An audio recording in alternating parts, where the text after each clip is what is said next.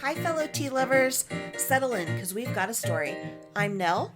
And I'm Rose, and today we're bringing you the tea. Across eras. Hey, how's your week been? Fine. It's almost Thanksgiving here in America, which means it's almost Christmas, which means I've quit working. It's been almost Just Christmas kidding, boss. for the last month. Right. I saw a meme that said, yeah, I saw that you said you needed an EOD, end of December, right? Instead of end of day. And yeah, that's how I feel. Mhm. Although today was a super exciting day. I got up and logged on at 8 a.m. and nothing happened. Microsoft was down. Oh, no. I know, one of my coworkers' email and Teams worked perfectly fine through the whole thing. I could see it on my phone, but I couldn't send all the emails. Some of them would just bounce back or not send. It was great. When email goes down in my job, it's a little bit more terrifying because I'm not really involved in a lot of the organizational shit that's going on. Not being able to access it just terrifies me to the very bones. I'm thrilled. It means I don't have to do a lot of work. So, yeah, I just tried to catch up on, the mandatory trainings. Mm-hmm. I used to do them, in January, and then eventually it became December. And now I do them in December, and then I get back in January, and it's like, don't forget you have trainings. Oh, I used to be terrible about those. I had to do them all at once. And, they tend to be the same from year to year, which is a snooze fest. There was a new one, and it was like phishing and scamming, basically with emails, from the point of view of, the scammers. That was fun. Interesting. Yeah, I actually was the only one that kept my attention. Yeah, and that's the point, is make it interesting enough to remember the information. Yeah, the Otherwise first year I saw the Run, Hide, Fight video on YouTube. It definitely stuck with me the whole year. Oh, we spent the whole day after that training just on edge. Just right? I was working a front-facing job at that time, and just, that was a little rough. And we have to watch it every year, and so the impact when I'm actually watching the video is still just as horrifying. But I don't leave the house really anymore, so that definitely helps. It's not as sad as it sounds. We both work at home. No, I love it. I work at home. My master's program is online. No, I've always said you spend your entire adult life trying to create a comfortable space, and then everybody tells you how often you need to leave it. But no, I made this into a place that I would like to hang out, and I would like to do so. Right. I love being in my house. Oh, so much. So much. With all my doggos. All right. So I hope you all had a happy Thanksgiving. This is coming out after Thanksgiving. I will have gone to visit the fam in the mountains, where the text from my dad yesterday was like, it's -2 degrees with several feet of snow. I will be working the turkey holiday, but I will also be waiting for that glorious hour when you can tell, rolling across time zones, that everybody has decided, oh, let's just go get something to eat and deal with this in a few hours. And then I sit and watch YouTube videos and knit. Nice. Girl, don't die. That's the thing about the holidays. Are probably the very busiest of the funeral industry. Yeah. Because that's when people go to visit. And so it's also a very, very busy time for coroners. I read a article this morning, actually, when I realized my email wasn't working. Mm-hmm. And it said, more hunters are dying. We found out why. And guys, it's because of heart attacks. There was this point last spring that I had 3 coroner's calls in a row in Minnesota at different lakes. All 3 of them were in a different lake for ice fishing incidents. And yeah. By the third one, it's like, okay, if anybody's interested, it was no longer ice fishing season. Good God. Right. You can't stand /sit/ have a fire on the ice anymore. But it was weird that it was 3 different lakes. Right. Okay, that was the day the ice cracked. Goodness. Dang. That's, yeah. Yeah. This article about the heart attacks, though, I was reading it, and it was older men. One of them was in his 80s, to which I'm like, bro. Okay, so if you've never gone deer hunting, I've never gone deer hunting. I've only been elk hunting, and it's very different than deer hunting. And by going, I mean I went to camp as a kid while my dad and his friends did that. But on a hunting trip. Yeah, so deer hunting is different. You put up a tree stand, and you just kind of sit in the tree and wait for a deer. Really more like nature watching with a finale. Yeah, with a deadly camera. Apparently, you're sitting up there for a while, and when you see a deer, you have an adrenaline spike, right? And if you get the deer, then you got to take it out of the woods. So you've been sitting for maybe an hour, maybe 5 hours, I don't know. You're outside. You're probably not like an active gym rat if you are, that's good for you. You might save yourself some trouble. Oh, I see where you're going. And so the adrenaline spikes. They get the deer, then they've got to get down, and adrenaline spike after sitting all day. And then you're lugging like a 100 to 200 pound animal a mile, more, less, across, not like a terrain that you can put it on one of those carts at Lowe's, the flat ones, and push them on. You know what I'm saying? You're at least dragging that sucker. And they have heart attacks and die. Now you can totally see it. Oh yeah, my gosh. Don't do that. Nope. So I don't remember the point of that story, but I did want to mention football because I love it. So we're going to my dad and stepmom's for Thanksgiving, my brother and I. And my brother's a big Alabama fan. And my stepmom got her master's degree from OU. And they played each other last weekend. And Alabama only scored 3 points. I'm not laughing. Look, fam, as an Auburn fan, none of you are Auburn fans, and it's fine. But as an Auburn fan, like, you'll get used to the disappointment. Like, don't be too hard on yourself. It's always bad. But yeah, my stepmom's already trolling my brother. And so Auburn and Alabama play each other on Saturday. So very excited for the family drama. And it's all good-natured drama. Oh, of course. We're not crazy, football drama is its own little category of drama. It's not like there aren't stakes, but they're just very, very differently defined. You can tell that she's not from a football family. You? Some people have stakes. Not I. I did get tossed out one time for running around screaming after the most amazing thing happened in the Iron Bowl, which is the name of the Auburn-Alabama game. And it's called the Kick Six. And it was amazing. And there's a lot of screaming, Davis is going to win the football game. And I got asked to leave.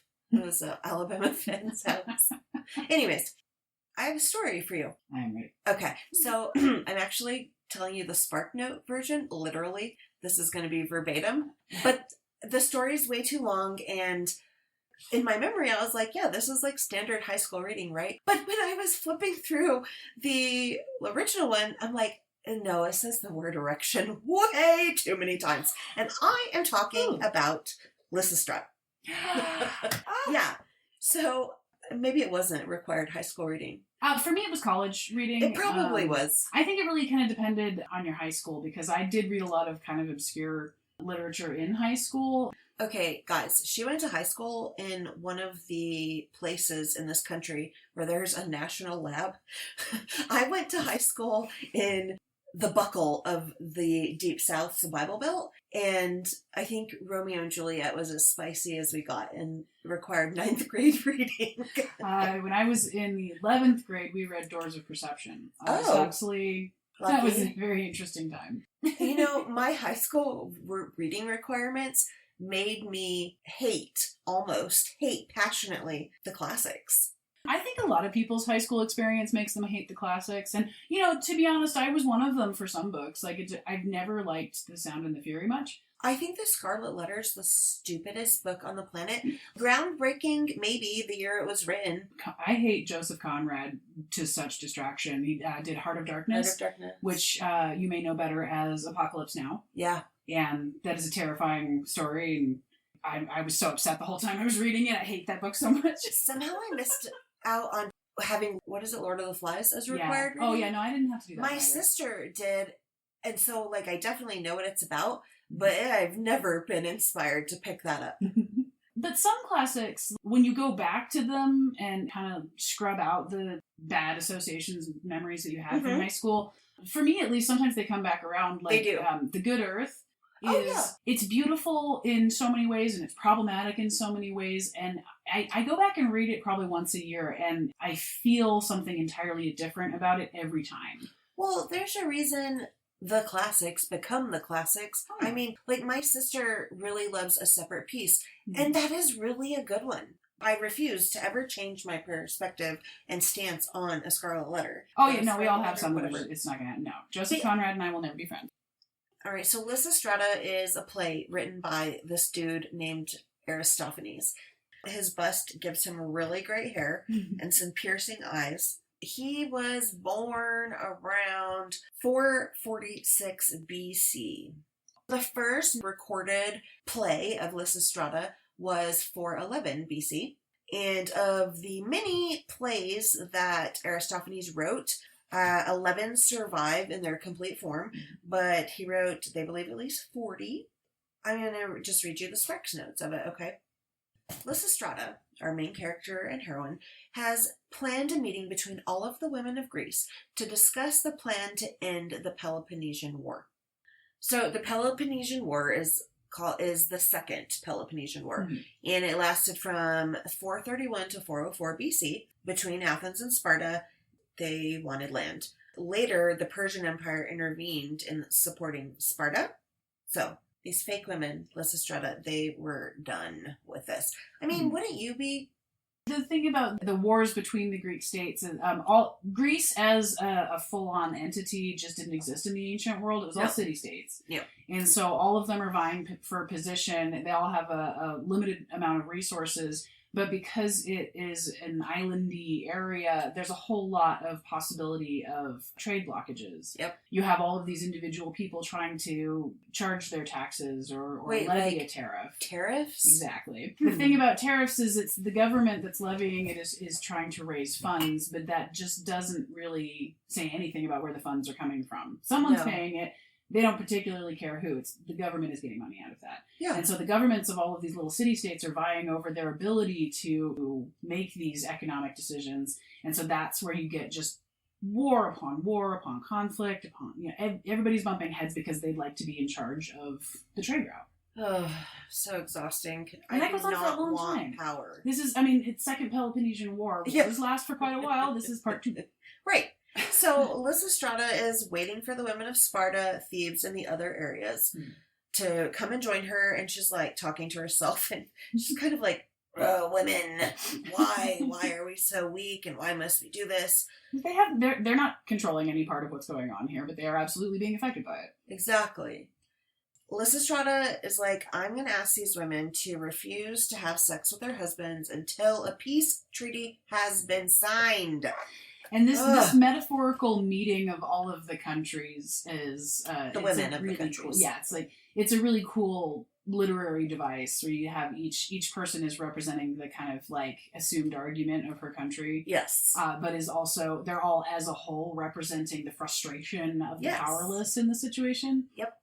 She also makes plans with the older women of Athens, and in the play they're known as chorus of older women. So like you just said, the chorus of older women is a woman representing everyone else. And the chorus is a bedrock Greek theater device. Any Greek play that you see will have a chorus, and they're the narrators. Yeah, have you watched Hercules?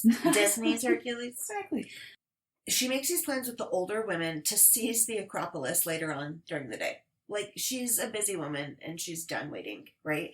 So the women from various regions finally assemble, and Lysistrata convinces them to swear an oath that they will all withhold sex from their husbands until both sides sign a treaty of peace. And what is also interesting about seizing the Acropolis in this situation is it is a temple to Athena. Yes, it is. Goddess of war and wisdom and many things besides. Many things. She's never really defined by her connection to male characters, which is pretty rare. Not even as a father. She sprang fully formed from Zeus's head. Yeah. As the women decide to sacrifice a bottle of wine to the gods in celebration of their oath, they hear the sounds of the older women who are out there taking the Acropolis, which houses the treasury of Athens at the time. And so in Lysistrata, there's a chorus of old men and then a chorus of old women. The chorus of men, the first time if you were watching this play, you would see them carrying like wood and bringing fire to the gates of the Acropolis. They're described as like old and bedrock, a bunch of men who have all this difficulty with the wood and the pots they carry. But the men are like, we're going to smoke the women out of the Acropolis.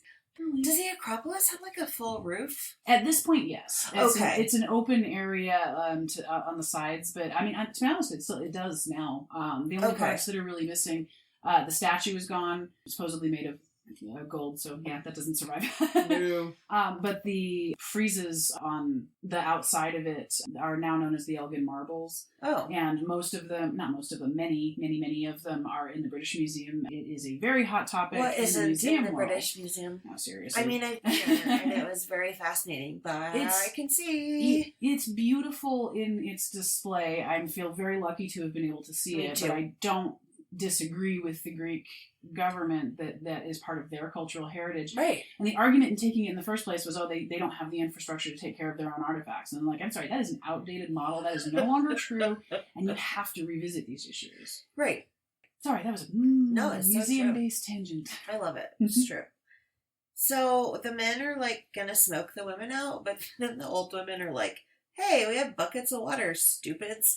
And not only do they put out their fires, they also like dump the water on their heads. And I love the push and pull of the elders. Right. So the commissioner, who's an appointed magistrate, comes to the Acropolis seeking funds for new ships for the Navy. And the commissioner's like, bro, what are these women doing here in the Acropolis? Also give us money for war. Yeah, and he's like, policemen, arrest Lysistrata and her friends. Like, they're protesting. We don't want him here. I am a man. You're creating civil unrest. You're absolutely getting arrested. Yeah, absolutely.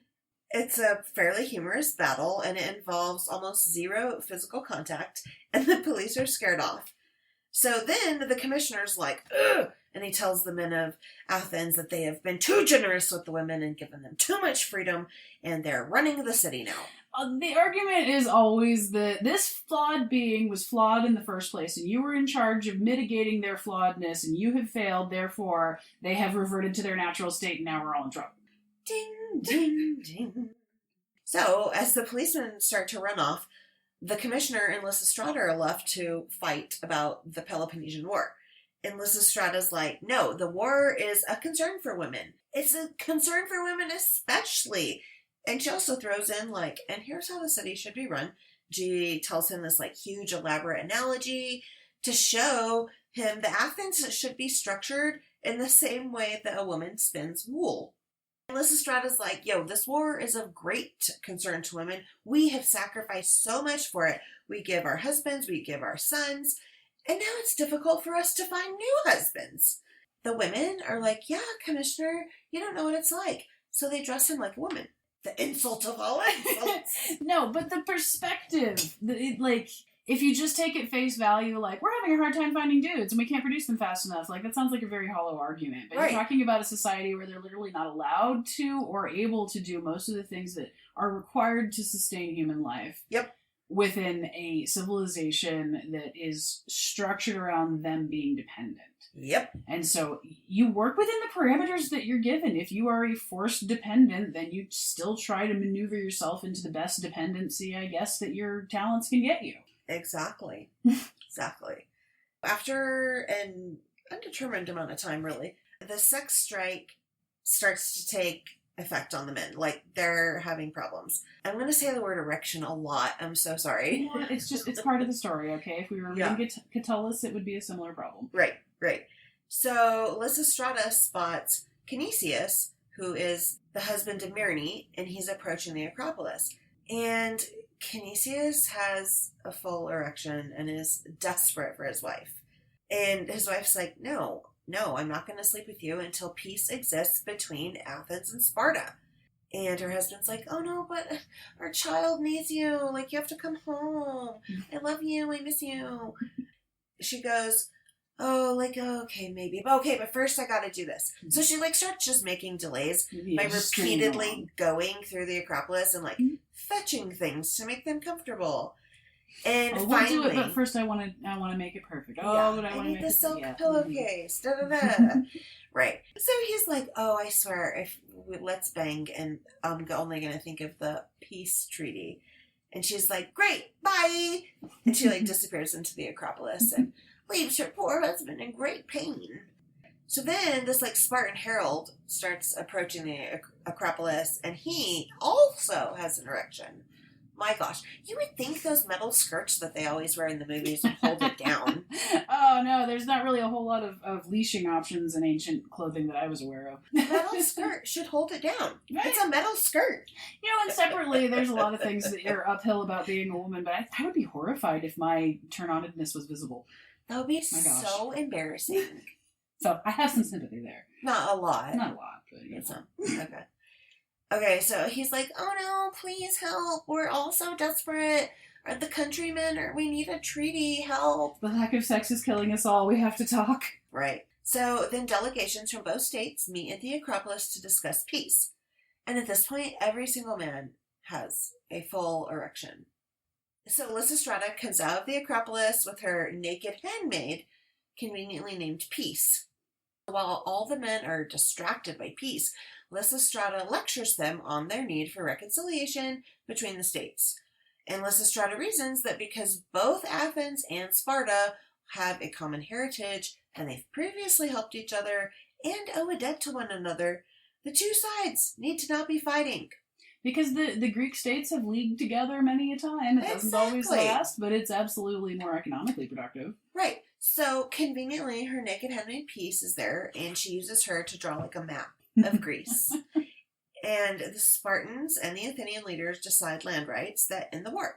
And then finally, after both sides agree and sign the treaty, Lysistrata and the women break their vows, and there's a great celebration. There is like song and dance, and everyone's so happy. Mm-hmm. That's the story. So, I was thinking about this. Have you heard about the 4B movement out of Korea?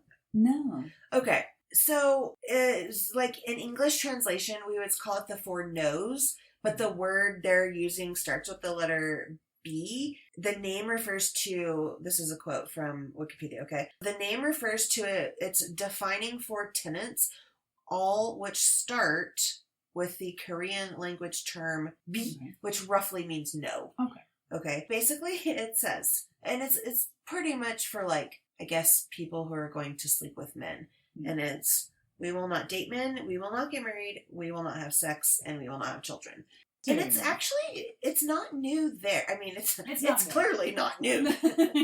So, Korea, the one thing that's happening, and like they would say, you know, this is like a fringe thing, mm-hmm. but with recent your body, my choice thingamajiggies that have come up, like the 4B movement is really gaining traction mm-hmm. here. So, just, you know, it's cyclical. We have Lysistrata way back in the olden days, and then we have this now, and we've had a million in between. And there's been a million in between, absolutely. There's always the allegory of the less powerful entity in the civic relationship using the leverage that they can find to affect an unreasonable sounding change. All you have to do is watch any movie that's set in the olden times. What does the queen have to do? Use her beauty. And if she can't, the mistress has to do it. Yep. So their tenet of like no marriage, it's in Korea, they have one of the lowest birth rates in the world. Mm-hmm. Their fertility rate is 0.72. That's as of 2023. Mm-hmm. So basically that means a woman in Korea, they keep saying South Korea in the article, but like South Korea is just called Korea now, I think. Mm-hmm. So Korea, that's less than 1 kid per person, per woman. Well, that's just a terrifying idea. They need a 2.1 threshold to maintain the country's population. Oh, yeah. You know how I feel about this? I'm always like watching videos, Taurons of Yellowstone. Look, you Taurons, you're the reason I think we should just give up on the planet and give it back to the animals. It doesn't need humans anymore. We have made a mess. I've always said people as individuals tend to be kind, but humans as a herd of animals are just terrifying. Right. And it's interesting to look at, you know, alarm bell reporting about birth rates, because they always point towards, you know, this situation has caused low birth rates and this situation has caused low birth rates. But what nobody really actually talks about most of the time is that the idea of controlling birth rate is so screamingly new that you can't actually prove that previous generations wouldn't have been terribly interested in it. It just wasn't. I could think of loads of women from any era that maybe possibly didn't want to do that. Yeah. Anything past the era where you're probably planning on the majority of your children dying, and so you have to shore up the numbers. Anything past that, having that level of choice obviously would be desirable. Right. Because their birth rate is so low, they actually have tried to incentivize it. They're like, if you have a kid, you'll get a stipend for a little bit. What a novel approach. Carrot instead of stick. Uh-huh. And then, we can give you more maternity and paternity leave and more childcare subsidies. However, in 2022, a survey of unmarried people in Korea aged 19 to 34 found that only 69.7% of women expressed a desire to marry in the future. Of all the people surveyed, about 63% said that they were willing to have children. However, the difference would be in the gender gap.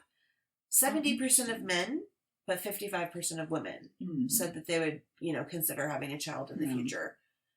So the 4B movement in Korea kind of originated on Twitter back when it was known as Twitter around 2017. In 2016, there had been a highly publicized murder of a woman, and the man who murdered her was like, well, she ignored me, so I killed her. I don't remember who said it, but there's a very famous quote. Men fear that women will laugh at them, and women fear that men will kill them. Right. It's a different level of like when the bear or man was going around and people were getting a little testy if you picked the bear, and then it was like the bear or Diddy, and now everyone's like, oh. So that kind of grew on social media. It started getting a little bigger by 2019. It's gone through some changes. There's also a movement that maybe inspired this called Escape the Corset. And the corset is actually used by feminists in Korea as a metaphor for society's mechanisms that bind and repress them. And that's really the point, because it's not a lack of respect for having kids. It's not a lack of respect for having relationships. It's not a lack of respect for marriage. It is a insurmountable anger at the cage that is constantly being tightened around you. That's the perfect metaphor. Right. And Korea is known for their top-notch beauty treatments. I mean, I have 37 facial serums that I use in rotation, and I'm not on that level. So I can't imagine. It will be difficult to keep up with it, For you, it's to give yourself joy, not to try and create an impression that's impressing someone else. Right. They're the third largest exporter of cosmetics. I mean, yeah, that makes sense. And the Escape the Corset movement was really about resisting cosmetic procedures and doing what was trendy. Around 2017, they kind of went through their own Me Too movement over there. Lots of sexual harassment happening and violence. So the general whole purpose of the 4B was it started basically to combat what it thought was a very patriarchal state and pro-natalist policies, which... defining you as your production value. And if you want to make babies, you should. Yeah. Go for it. I hope you love them and they live beautiful, healthy lives. It just seems like it's too expensive to have a beautiful, healthy life.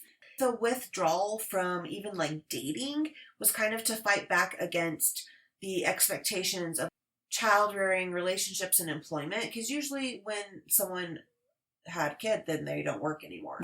That's usually the women. Because the assumed dependency is still there, 1,000 years later. Right. And this movement did, some of the people went really far in one direction, it was shaved heads and no bras, which you do you, man.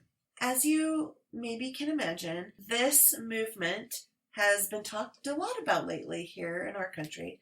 It's all over TikTok, right? It's the 4 No's, it's Lysistrata, it's all of that. But it's an interesting thing because for me, I don't enjoy dating. I enjoy being alone as far as significant other relationship goes. You complete you. You complete you, and that is such a rare gift. And that doesn't mean not adding people.